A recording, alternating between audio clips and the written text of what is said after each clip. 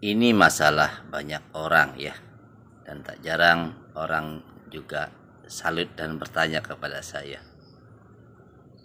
Pak Jero, bagaimana caranya?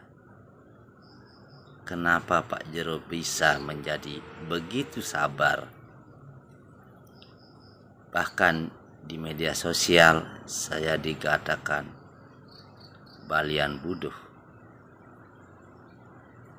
Saya juga dikatakan balian udu. Balian buduh itu artinya paranormal gila, dan balian udu itu sama dengan paranormal yang gak laku ya. Jadi apa jawaban saya menanggapi dua kalimat itu di media sosial, yang mana teman saya ada 5.000 orang? Saya hanya menjawab dengan bahasa yang dewasa dan bijaksana, serta sebagai cermin bahwa Jero Balian Hiler adalah orang yang berwawasan, yang pemaaf, dan juga ingin menunjukkan kepada dunia bahwa kesabaran itu ada. Jadi saya jawab begini, terima kasih banyak, semoga diberkati.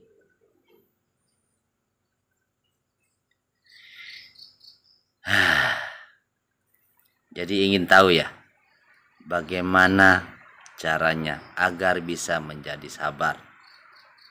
Oke, simak sampai tuntas ya, dan semoga ini bermanfaat untuk kalian. Jadi sebelum itu saya kasih tahu dulu, orang yang pemarah saya jamin hidupnya akan sakit-sakitan di masa mendatang.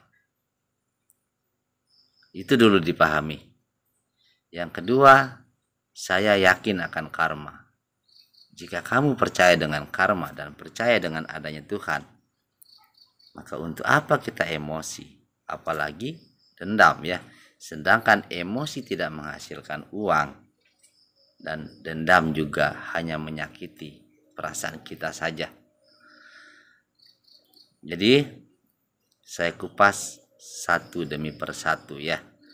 Intinya, jangan lupa selalu support channel YouTube saya di channel YouTube Jero Balian Hiler. Ketik like, komen, dan subscribe, dan tolong share video-video yang bermanfaat ya. Jadi inilah tata cara menjadi sabar. Cara melatih kesabaran. Yang pertama, pahami dulu emosi dan amarah itu apa. Emosi dan amarah itu sama dengan api ya. Jadi kita harus pelajari dulu sifat-sifat api. Nah, ini ada api. Api bisa dibunuh atau dimatikan dengan dua hal. Yang pertama dengan air, yang kedua dengan angin. Jadi jika sudah mulai emosimu naik ya, atau Anda sudah mulai terpancing emosi, maka yang pertama harus kamu lakukan adalah menarik napas ya. Tarik napas memenuhi dada. Tahan sebentar, hembuskan lewat mulut. Tarik lagi, tahan, hembuskan lewat mulut. Itu cara pertama untuk mengendalikan emosi ya. Yang kedua, jika ada air di depanmu, segeralah minum air. Nah, kemudian untuk mengendalikan emosi yang lebih luas lagi adalah dengan cara menyetop atau tidak makan makanan berkaki 4 ya. Jangan memakan makanan berkaki 4, karena dengan bisa mengendalikan diri tidak makan makanan berkaki 4, berarti Anda sudah mulai belajar mengendalikan emosi Anda sendiri. Kemudian yang lebih ringan, lakukan puasa mutih Senin Kamis atau hari Senin saja, atau 3 hari. Makan nasi putih saja itu pun tidak boleh banyak, hanya segenggam dan hanya minum air putih saja, tidak boleh merokok ya. Jadi itu adalah salah satu cara. Jika sudah lolos di sana, Anda bisa lakukan dengan cara melakukan puasa 12 jam dari jam 6 pagi sampai jam 6 sore. Jadi itu adalah salah satu cara agar kita bisa mengendalikan emosi dalam diri, mengendalikan ego, bukan dikendalikan oleh ego kita atau emosi kita. Nah, setelah itu lanjut lagi. Ini adalah pemahaman yang paling utama yang membuat Anda tidak akan emosian lagi dan ikhlas.